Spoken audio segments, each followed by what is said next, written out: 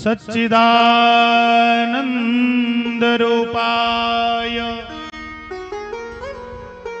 विश्वोषपत्यादिहेतवे तापत्रय विनाशाय श्रीकृष्णाय वयं नमः। सर्वप्रथम वेद व्यास जी महाराज लिख रहे हैं, क्या लिख रहे हैं? भगवान का स्वरूप कैसा है। भगवान का स्वरूप कैसा है? सच्चिदानंद रूपाय। भगवान का स्वरूप सत है, चित है और आनंदमय है, जिसका न आदि है, न अंत है और न मध्य है। ऐसे हैं हमारे परमात्मा, सत्य स्वरूप परमात्मा हमारे कौन हैं? हमारे कन्हैया हैं। एक बात बताइए, आज हम लोग हैं और कल रहेंगे, इसका कोई भरोसा है? नहीं है ना। और आगे थे, पहले से थे, नहीं थे। तो जो आदि मध्य और अंत है वही सत्य स्वरूप परमात्मा है। जो तीनों समय में है वही परमात्मा है।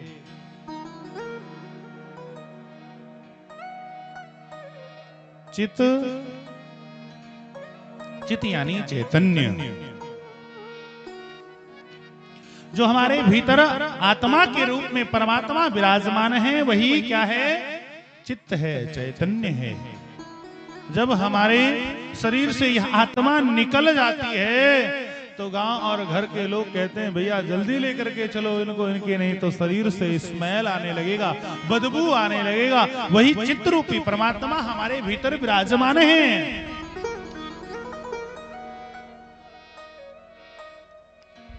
भगवान शंकर कह रहे हैं, क्या कह रहे हैं? उमा कहे हो मैं अनुभव अपना, उमा कहो मैं अनुभव अपना, उमा कहे हो मैं अनुभव अपना, उमा कहो मैं अनुभव अपना। सत हरि भजन जगत सब सपना, सत हरि भजन जगत सब सपना, सत हरि भजन जगत सब सपना। भगवान शिव ने कहा पार्वती भगवान का भजन ही सत्य है और ये जगत तो सब सपना है, ये जगत सब मिथ्या है, ये जगत के कोई लोग जाने वाले नहीं है। ये महाराज कोई साथ देने वाले नहीं। विपत्ति पड़ने पर ये पल्ला झाड़ करके दूर खड़े हो जाएंगे। विपत्ति और आपत्ति में यदि कोई साथ देगा तो परमात्मा ही साथ देंगे। इस वजह से भैया भगवान का भजन सत्य है, भगवान का नाम सत्य है और कोई संसार में सत्य नहीं है। इसको अपने मन में बैठा लीजिए। चित्त शब कर परम प्रकाशक जोई, राम अनादि अवधपति सोई। सबके भीतर जो प्रकाश भरने वाले हैं वो हमारे राम हैं, हमारे कृष्ण हैं, हमारे शिव। चित्त यानी प्रकाश, चित्त यानी चैतन्य। हम लोगों के भीतर प्रकाश कौन भरते हैं? परमात्मा ही तो। और कौन भर सकता है प्रकाश? हमारे भीतर ज्ञान और कौन भर सकता है? केवल हमारे कन्हैया, हमारे राघवेंद्र सरकार ही भर सकते हैं। आनंद सच्चिदानंद रूपाय। ये जो आनंद है भैया ना, ये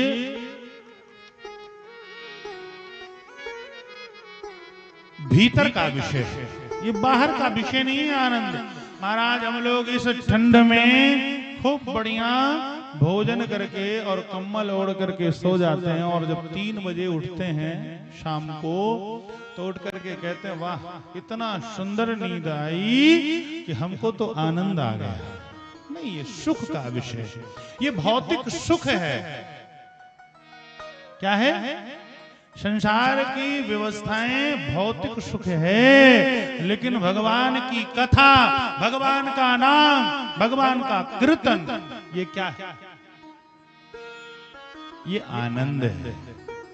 भगवान की कथा में जब हम लोग बैठते हैं तो हम लोगों को एकदम आनंद आ जाता है। आता है कि नहीं आता? भगवान के कीर्तन में जब हम लोग बैठते हैं, भगवान के भजन को जब हम लोग गाते हैं तो एकदम आनंद आ जाता है। इसी वजह से तो जब हमारे कन्हैया गोकुल में आए तो गोकुलवासी क्या गाए? नंद घर आनंद भयो,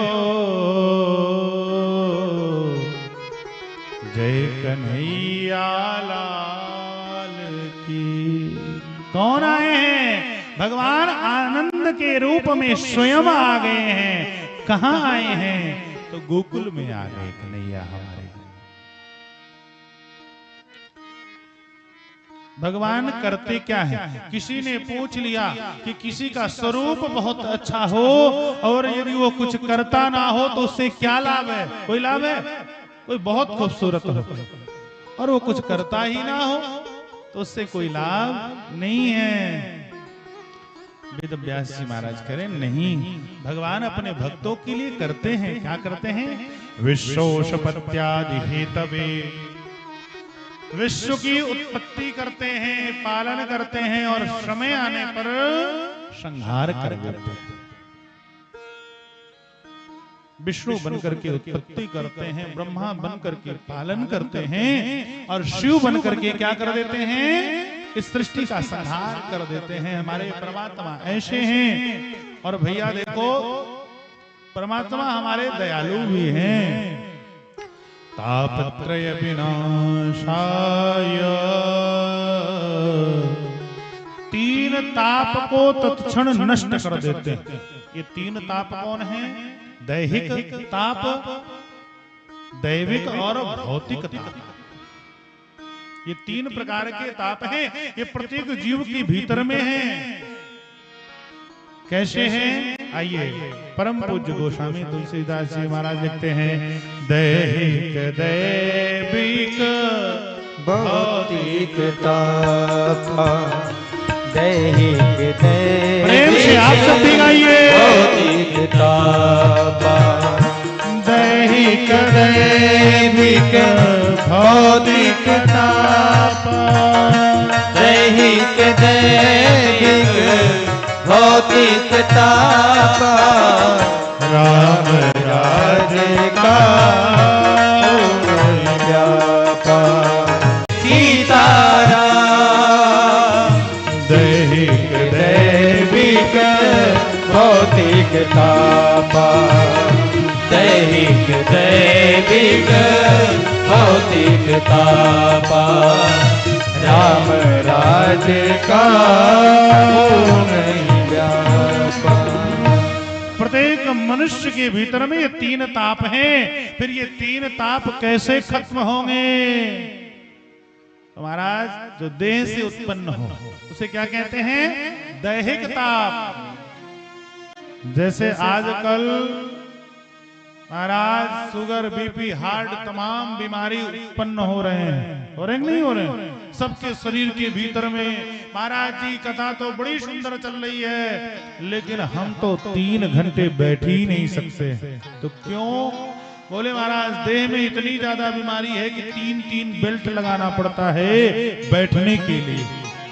भैया जिनको शरीर में बेल्ट लगाना पड़ता है, दवा खाना पड़ता है, उनके लिए सबसे बड़ी ये औषधि है, ये रसायन है। आगे की कथा में आपको सुनने के लिए मिलेगा। सौनकाद ऋषि सूत जी से प्रश्न करेंगे, मम कर्ण रसायनम, जी मेरे कानों को प्रिय लगे। भैया श्रीमद् भागवत कथा रूपी इस ज्ञान गंगा में पधारे, ना आपको दवा खाना पड़ेगा, ना आपके शरीर में कोई समस्या उत्पन्न होगा। किसकी शरण में आना पड़ेगा? भगवान की शरण में आना पड़ेगा, भागवत भगवान की। और दैविक ताप क्या है? नवग्रह जन्य पीड़ा, देवताओं के द्वारा कष्ट प्राप्त होना। अब उस देवताओं के द्वारा कभी कभी क्या होता है, फसल तो हम लोगों ने बहुत सुंदर तैयार कर लिया, लेकिन कभी कभी परमात्मा असमय वृष्टि कर देते हैं। जैसे देखिए अभी हो गया कि नहीं हो गया, आज 4-5 दिन से वृष्टि हो रहा है, कितने किसान लोग परेशान हैं कि नहीं है? ये क्या है? दैविक ताप, अतिवृष्टि, अनावृष्टि।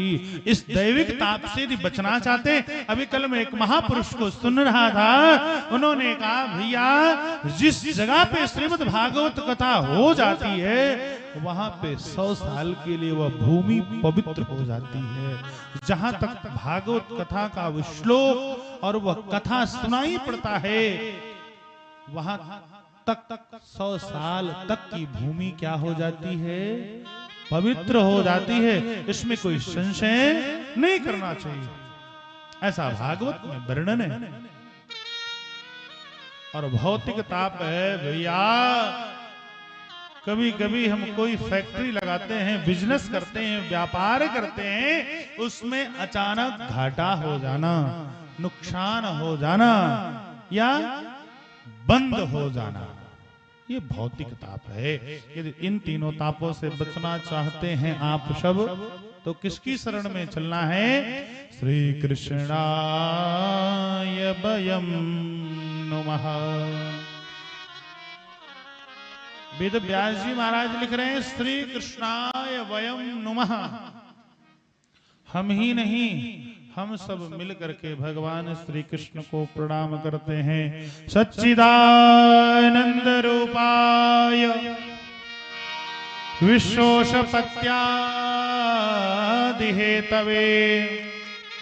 तापत्रय विनाशाय श्री कृष्णाय वयं नमः।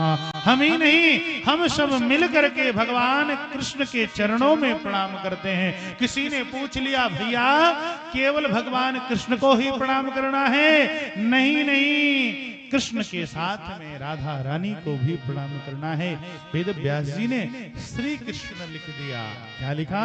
केवल कृष्ण को नहीं, श्री यानी राधा रानी, श्री यानी रुक्मिणी जी के साथ भगवान कृष्ण को प्रणाम करना है। हमारे यहाँ